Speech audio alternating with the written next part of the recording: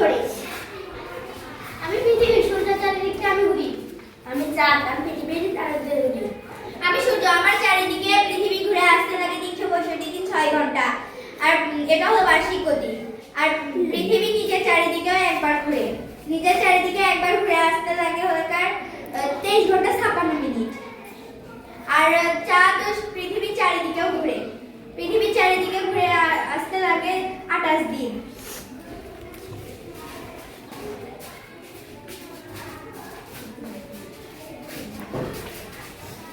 সূর্যের চারিদিকে এভাবে একবার ঘুরে আসতে পৃথিবীর লাগে 365 দিন 6 ঘন্টা বা 1 বছর। 1 বছরে একবার ঘুরে, তাই এটাকে বলে বার্ষিক গতি। পৃথিবী নিজের চারিদিকেও ঘোরে। নিজের চারিদিকে একবার ঘুরতে লাগে 23 ঘন্টা 56 মিনিট বা 1 দিন। একদিনে একবার ঘোরে, তাই এটাকে বলে আহ্নিক গতি।